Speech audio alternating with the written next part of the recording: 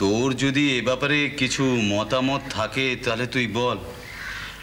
আমার আমার আবার মতামত কি গো? এত বড় বড় পণ্ডিতেরা সবাই বিধান দিয়ে গেছেন। কি বলছো বাবা? তোমাকে আমরা আলাদা করে মানি বলেই তো তোমার মত চাইছি। গোবিন্দজির পা ভেঙে গেছে, আমার মনের মধ্যে যে কি জ্বালা সে তো তুমি বোঝো। খুব কষ্ট রানীমা। কি বলছো তুমি? আমি কি মিথ্যে বলছি তোমাকে? গোবিন্দজি সারা রাত ভাঙা পা নিয়ে বিছানায় শুয়ে ছটফট করলো। বদ্যি এলো না, কবিরাজ এলো না, তার চিকিৎসা হলো না। তার শরীরে যে কষ্ট, তোমার মনের কষ্ট কি তার চেয়েও বেশি? ঠাকুর তো কালো পাথরের মূর্তি, তার আবার ব্যথা কি চালাকি। তুলে নিয়ে গিয়ে গঙ্গায় ফেলে দাও, তার জায়গায় আর একটা নতুন আরো দামি পাথরের মূর্তি এনে বসিয়ে দাও, ব্যাস মিটে গেল। কি বলছিস তুই? কেন? রানীমাকে জিজ্ঞেস করো। তার এই সেজো জামাইয়ের যদি পড়ে গিয়ে পা ভাঙে, রানী তাকে ফেলে দিয়ে নতুন জামাই আনবে বাবা? নাকি নাকি বদ্যি এনে তার পা জুড়বে?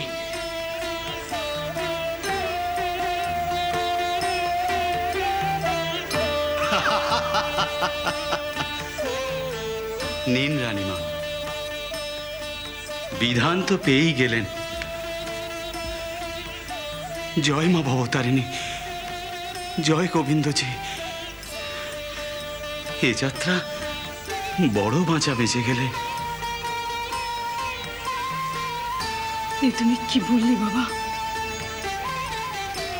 এত সহজ সরল যুক্তি আমাদের কারোর মাথায় তো আসেনি। কেন আসেনি রানীমা? কেন আসেনি? গোবিন্দজির দিব্য আবির্ভাবে যদি ওই বিগ্রহ মূর্তিতে প্রাণ প্রতিষ্ঠা হয়ে থাকে, তাহলে তার পা ভাঙলে সেই প্রাণ কি বেরিয়ে যাবে? যে মূর্তিকে জীবন্ত ঈশ্বরের বিগ্রহ রূপে এত প্রেম এত ভালোবাসা অর্পণ করলে, তাকে কি অত সহজে ফেলতে পারবে গো? রানীমা, তুমি ওই শাস্ত্রবিদদের বলে দাও, যে শাস্ত্র ভগবানকে ত্যাগ করতে বলে সে শাস্ত্র মিথ্যে, মিথ্যে।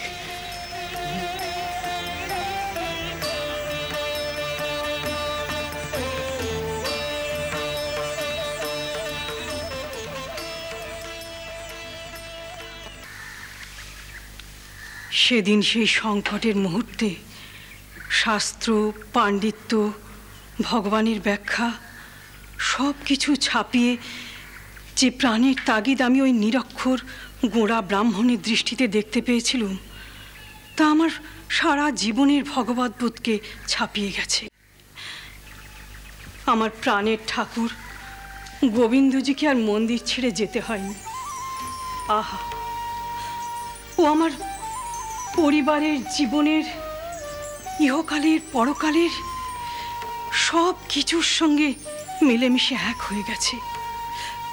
ওর ওই ব্যাখ্যা আমার কাছে এত বিশ্বাসযোগ্য, গ্রহণযোগ্য, এত সহজ, এত কাছের মনে হয়েছিল যে আমি আর দ্বিতীয়বার কোনো পণ্ডিতের দ্বারস্থ হইনি। মথুরও এক বাক্যে সায় দিয়েছিল, আর ওই কলকাতার কোনো বড় পণ্ডিতও আমাকে আর বোঝাতে আসেননি। এই শাস্ত্র, পুঁথি, ভগবদ্বোধ এই সব কিছু ও কোনো তত্ত্ব বা অনুশাসনের খাড়াইতে উঠে করে না। ও করে ওর নিজস্ব ভঙ্গিতে, অতি সাধারণ মানুষের জীবনের পরিপ্রেক্ষিতে, এই নিত্যকার চলাফেরার পথে। শাস্ত্রজ্ঞ পণ্ডিত এনে আপনি বলুন তো, এরকম মানুষের কি করে মাপ নেব? পরিবর্তে আমি?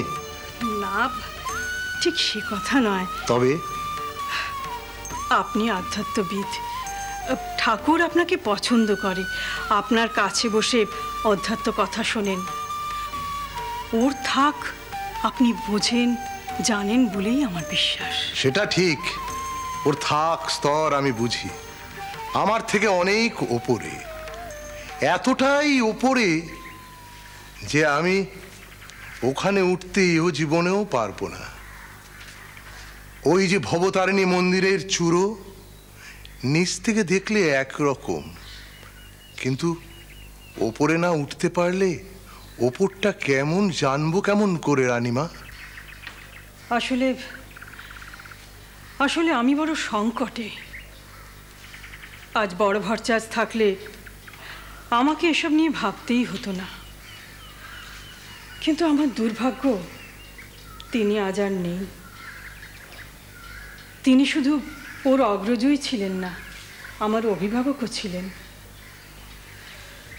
ছোট ভাইকে নিয়ে এই মন্দিরে এসেছিলেন ওর ভবিষ্যৎ অন্নবৃত্তির কথা চিন্তা করে, কিন্তু ঈশ্বরের অভিপ্রেত জগন্মাতার ইচ্ছে ছোট ভরচাজ নিজেকে সেই বন্ধনে না জড়িয়ে এক অভূতপূর্ব অনাস্বাদিত ঈশ্বর উদ্ভূত সাধন পথ বেছে নিল।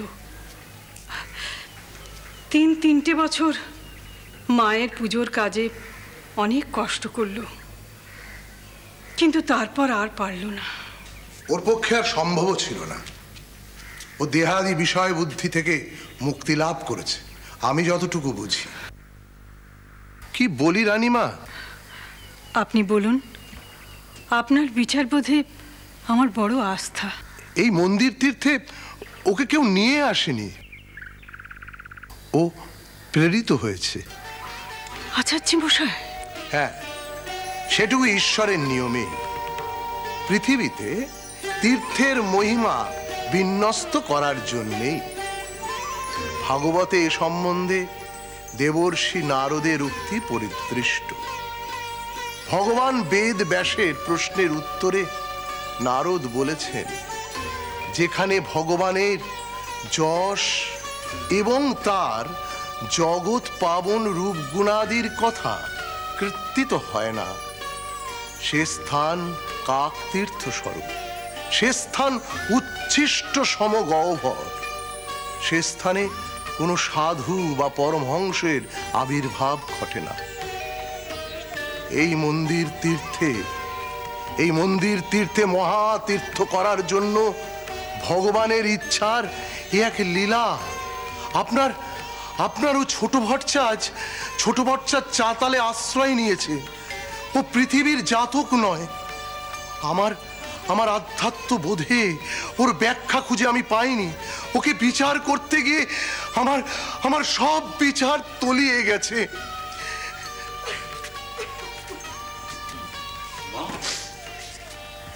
কি মা, আপনি কাঁদছেন কেন? আপনি মাকে কি বলেছেন?